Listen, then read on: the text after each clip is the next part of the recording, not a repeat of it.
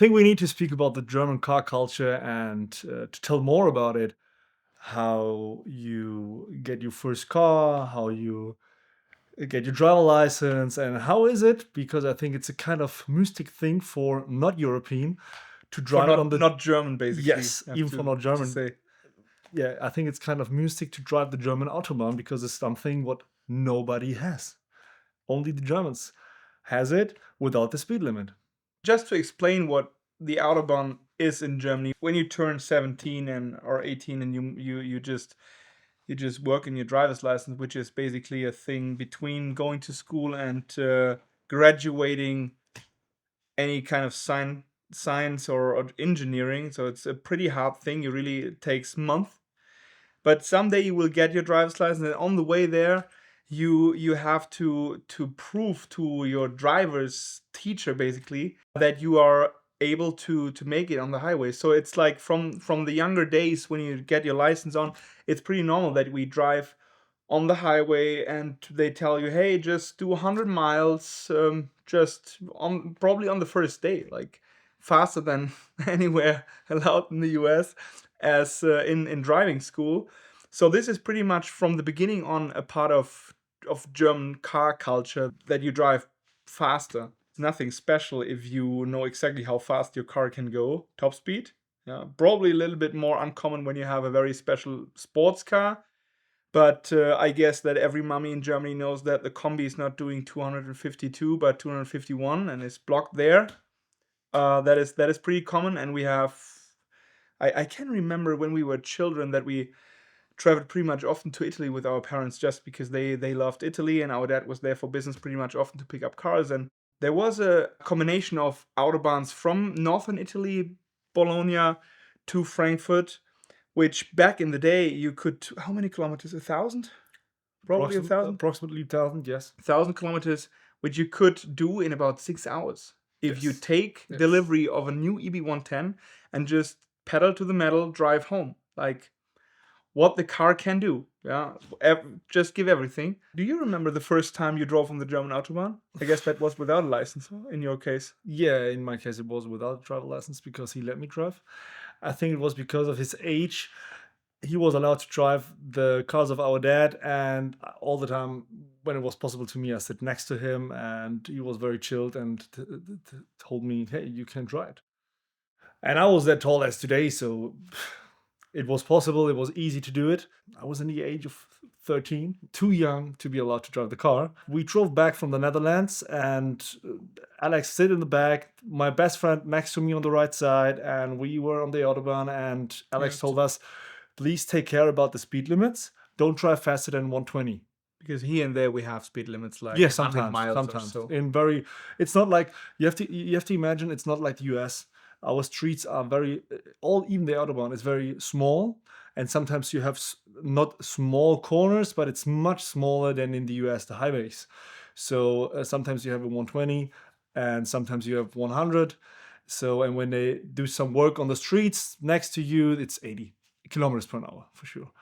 So we had that drive. My best friend sit next to me, and there were I think there was the speed limit of 100. Yeah, and we were driving 120 or 125. I couldn't even check it because there was a reason why Yeah. he was driving. He fell asleep in the back. He Exactly. burned his eyes by welding, and this was the reason why he couldn't drive anymore. And I started to drive. We drove that Autobahn part, and there was 100, and I drove it for I think about 125, Which car? 130 in the S class of our dad, and I got flashed. I got flashed with 125 kilometers, and he awaked and said, "What happened?" And I said, "We got flashed, man." And he said, "Okay, that's not funny, but we cannot change." And So in a while of the next week, our mom came to us. She said, there was a picture I got.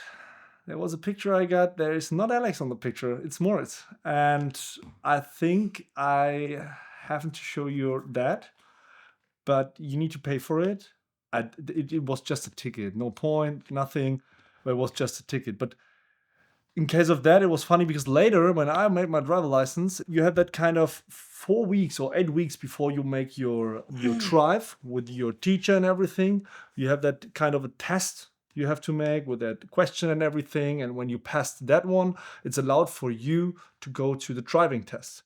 So I passed that one without any faults. It was easy. And then I had the day for my practice test, and I was very excited. And I prepared everything. At that time, our dad had a CLK DTM. I prepared it to drive it directly after I got my driver license. I came back and I told my mom I didn't pass it. She said, "What's wrong? That's a joke." I said, "No." In the last corner before we came back from the drive, I passed the red light. And for me, it was yellow. We have that green, yellow, red. For me, it was yellow, but the teacher sit in the back and he saw the red light. In that moment, it turned. So yeah. So that meant you were not allowed to drive the DTM on the German Yeah, I Autobahn brought it back. directly. I brought it back in the garage, and it was done 4 weeks later. I was allowed to do it again, and I passed it. I was a lucky guy, and then I could drive it. Related to the German Autobahn, I would say you should tell about Yeah, I have driving a 360 with the Aventador. It was kind of a sunny day in the summer 2019 or 2019. At that time, I had a LP 700 Aventador, gray one with a dark brown interior, an amazing car. From 2013, like from the first series, they were very fast, and I decided in the evening, let's have a ride. Let's have a ride, go out for, I don't know, some dinner, meet some friends, and I decided to just have a ride alone. And we have a street next to Frankfurt, or let's say we have a kind of an Autobahn, which was built as a second option next to the airport. When the airport got bombed in the Second World War, it was an option when the airport got broken that the airplanes can stop on that road. It's a straight that road, highway. 20 on that highway. It's a 25 kilometers long highway, just straight. I know for in US it's not something special. In Germany you don't have it anymore. And you it's have just 4 that one lanes instead of highway. 3. Yes, it's a very big one. And that was the evening or the night when I decided let's figure out how fast the Aventador is. I started the car, I drove there to that highway, and everything was free. And I pushed the throttle and started. And the car passed after a while. It took some time. I made a video of that by myself. No, I stopped the video at 360 like that. And the car I drove about 370 kilometers per hour, which is about 232 miles per hour on an official highway on the Autobahn. Allowed. That And was that not was illegal. legal. And this is something what I think non-German cannot imagine, that you can pass with 370 kilometers per hour the police car and they are not allowed to stop you. Yeah, but that is not even the biggest crazy thing on that German Autobahn. I would call it a mythos, probably, Yeah, for it is. everybody outside Germany. I think the mythos is also about the fact that you just imagine traffic, so not alone 4 o'clock in the morning on the highway. You just drive on that highway straight, I don't know, for example, Frankfurt to Munich. There are several other cars, and you are just doing 200 as a traveling speed, 200 kilometers. So how much is that? 130 miles an hour as a traveling speed, and you're doing that on the mid lane, and left on you is passing probably, I don't know, any Porsche 911 with 250 or an AMG 250, pretty much normal. Like 300 is a little bit more than normal, but it's not shocking. Yeah, I can remember when I went onto the highway first time with Casey Putsch with his Murcielago when we started from our city to Berchtesgaden back in the day. We went on the highway, and pretty much after 5-6 kilometers of driving fast, he started to drive pretty much way faster, and he was I guess so happy that he can just test what his car is able to do, and was driving 250, 60. Me pretty chill, because that is, as I said, nothing uncommon for us, and as he was a driver I would trust in, and accelerated more, 280.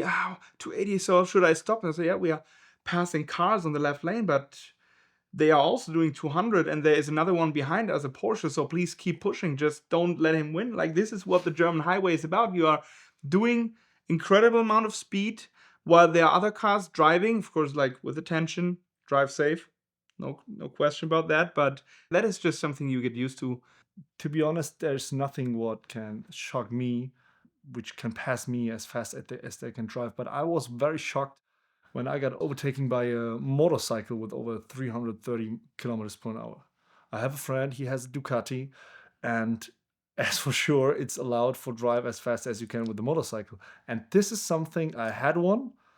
So I used to drive a Ducati as well. I tried to drive it like 330 kilometers per hour. I have done it one time. I will never do it again. The motorcycle will pass you with that speed. You can imagine if a car hits you, it's a car, you have some space. If you don't see him and you go to Yeah. the left line and he crashes in you, he's away. This is something what shocked me when I saw that motorcycle past me. I will never do it again. This is also the scary part of the Autobahn, that like you are allowed to drive pretty fast, but others might not recognize. And there are like plenty of people who never do over 220, 230, whatever, because they never have a car which can do. But like, and they cannot imagine what that means when you do 250 or 300 and they go from the right lane to the left just to overtake with 5.5 kilometers more than the guy in front of him. We also have these kind of guys who just want to break you out. Exists. Yeah, so you can drive fast, you just have to be pretty much disciplined and have to take You have to pay attention. You have to pay attention. have to That's pay very attention. important. And it's really an important thing what time you driving fast. Early in the morning, in the night, it's fine. But over the day, to be honest, driving the Cayenne every day. We both had the V8 diesel, which is an amazing car for our countries. I drive very chilled, not that fast. So if you have done it that many times, it's nothing special. Even in a normal car, it's nothing special. You don't win a race when you drive, for example, from our home to Frankfurt and back. If you drive it fast or not, doesn't matter. But in a sports car, or for example, I drove last week the supercharged SE30. When you see a highway which is empty, you do it. You do it, and it's all time again very special. There's another positive thing here, like on that highway, you don't have to drive fast, but you can when you're in a hurry, which means you don't get a big ticket Which when is you just have to catch up an appointment or so. which is a funny point. In my opinion, I would say like in the southwest of Germany, the fastest drivers are the Swiss guys. Because there's Yeah. Swiss, there's the border. And when these guys, because they have the world rules in their country Pretty for much like the driving US, fast. I would say. Yeah, but when they came over to Germany, they driving like maniacs. Really, it's like they have an X5 BMW. Give him as fast as we can. They are like that. It's quite funny when you see the Swiss plates all the time. They're driving faster than the Germans. To describe the German Autobahn in one sentence, it's probably the last piece of real freedom we have in Germany. To be honest, it's not good to make a big marketing with the Autobahn because other countries around Germany, the people used to come over and try their cars there. And we had a guy who came over from, I think it was Czech Republic. He had a Bugatti Chiron. Yeah. And there was a big video, and he made a video of himself. Not only that, he had an F1 car on the street as well. Yeah, but he made a video of himself when he passed the 400 in his Chiron on the Autobahn next to Berlin. And this is something which was very shitty for us because if everybody can see it as he filmed it, the discussion about it, if we need a speed limit, begins. And it's a big discussion. It's a very big discussion for who you vote in our government. And so right now we are very happy. We are very proud that we don't have the speed limit, but you have to take care about it. So to drive as a maniac and anytime fast, it's not good because one day they will give you a speed limit because everybody will do it. And we are getting more traffic, honestly. Yeah, so we have speed limits here and there on the Autobahn, but they show you, present you by a sign. So it's not that you can drive everywhere as fast as you want. It's probably like, if I would have to guess, 20% of the German highways. Yeah, otherwise we have speed limit of 130 kilometers. Outside of the Autobahn, there are some normal land roads, let's say like that, and there's no speed limit, but there's a main speed limit of 100 kilometers per hour. I think it's for you, it's 50 miles what we drove the day, so it's 100 kilometers. And on the Autobahn, there are quite some big streets, some big of them, some like the A3 we have next to Frankfurt. These Autobahns are free. but the smaller ones have a speed limit because it's too dangerous. We have so much traffic. When you see the map of our roads in Germany, I think you cannot compare it to any other country. We have the most roads on earth. And it's easy, but it's very nice because it's very easy for us to go somewhere. It's very fast way. In every direction you have a way. When I had to drive in the Aventador and I drove 370 kilometers per hour, I wanted to pass the 370. I braked. Because of the air pressure, the car gets so... the front suspension got so deep into it that the front bumper was broken. The front bumper was broken. I was directly shocked.